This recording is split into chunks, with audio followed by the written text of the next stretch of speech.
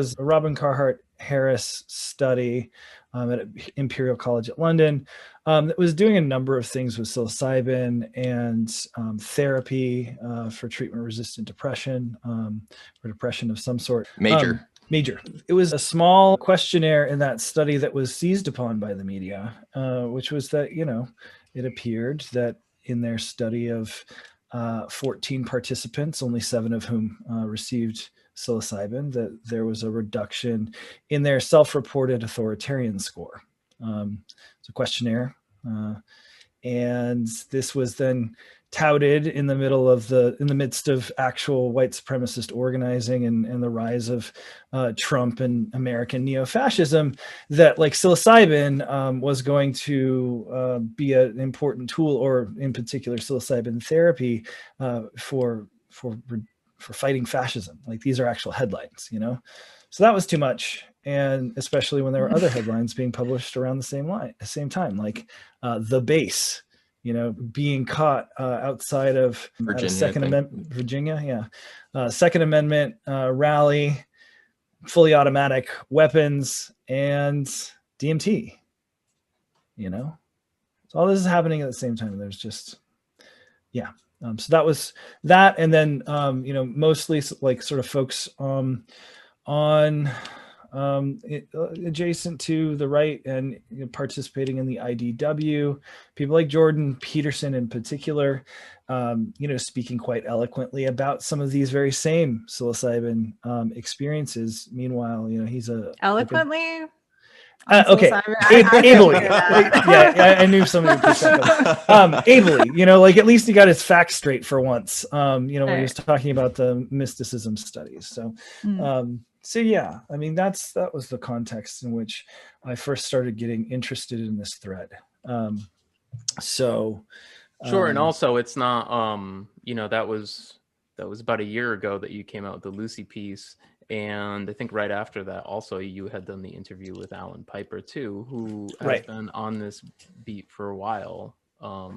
Which just dropped on YouTube. So if you haven't checked it out, that's there.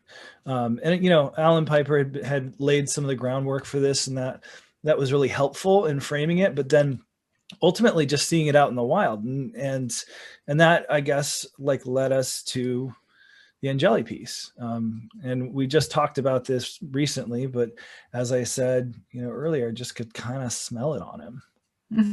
Yeah. Can I, before we jump into Angeli, sure. Nishay said something yesterday when we were kind of talking about all this that I thought really pertained to that IDW thread.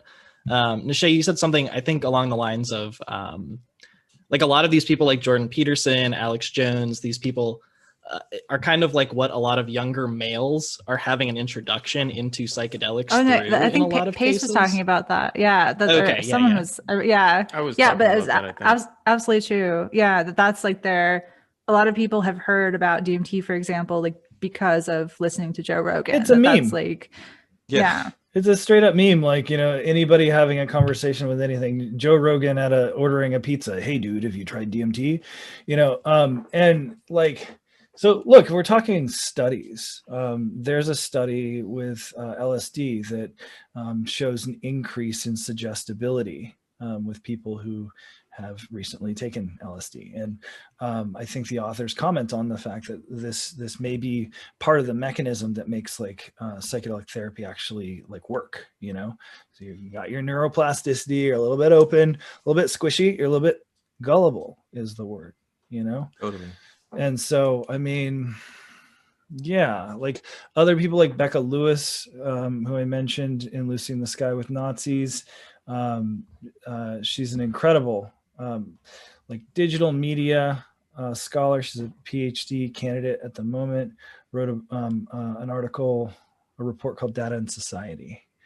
And for Data and Society, called the Alternative Influence Network, where she comments, she documents, she maps the phenomenon of people getting introduced to, say, somebody like Joe Rogan, and then it's Jordan Peterson, and then it's Sargon of Akkad, and then it's Stefan Molyneux, and then it's Richard Spencer. not so linearly. But yeah, Dave, you want to say something? Yeah, well, it ties into two things, and there's a really great Innuendo Studios video called "How to Radicalize a Normie." That's really hopefully not you, but it sort of walks through. You're already pretty rad, Normie. I'd say so. It walks through this process, right, of sort of normalizing whatever sort of anti-feminist viewpoints or this notion of anti-SJW, right? This lampooning of the notion of any sort of radical critique or critical discourse. And as you look through what these different characters make space for, and as you look through the comment sections, I mean, one of the things that I find so fascinating about pushing back against IDW and IDW adjacent figureheads is, like, on a recent video I did, the number of people in the comments on the video making apologetic arguments for fascism or for Breitbart, or saying like, oh, if you're not willing to give fascists a chance, you're pushing them out of the discourse. And it's like, yes, I don't think fascists deserve a platform. I think when we look through history, we can see what happens and the amount of bloodshed that comes from giving fascists a platform. We don't need to have these arguments or debates in the abstract. We can talk to the really existing histories. Like, how can anyone even suggest that after the after the last 4 years? How do you like? And this was such an important point, I thought, in Lucy in the Sky with Nazis, where Pace pointed to Joe Rogan as one of these figures, right? And we've got Joe Rogan on the record talking about the founder of the Proud Boys, Gavin McInnes, as like, you know, mostly a fun guy. Victor Berger has a great mix of it. And it is concerning that, you know, that's the take now. And I mean, it's not terribly surprising whether it's Milo Yiannopoulos or any of the other like sort of extreme alt-right folks that were platformed early in their careers by Rogan. You know, Rogan doesn't want to take any flack, doesn't even really want to talk about it much.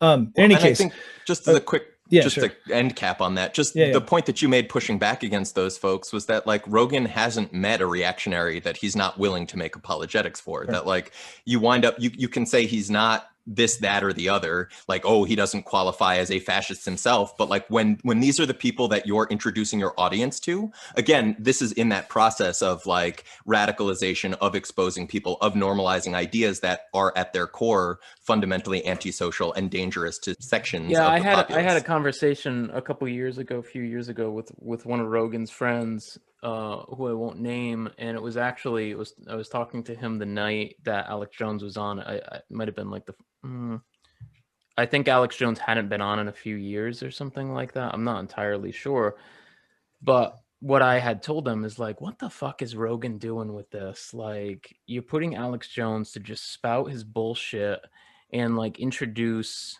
like all these young guys to this, you know, a percentage of them are going to go that way, you know?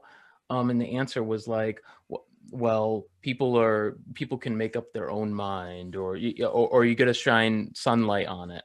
And that's how you do it. It's not how you do it. Like, he shouldn't be on there at all, in my opinion.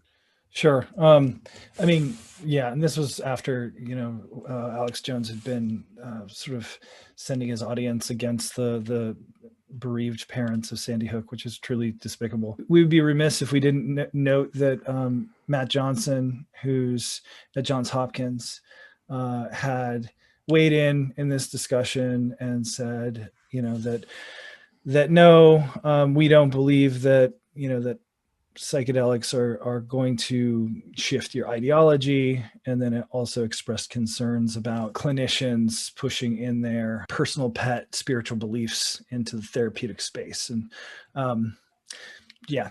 my reply to the second part would just simply be that decriminalization is a real good way that to not empower clinicians to become gurus by virtue of their gatekeeping role to the ineffable.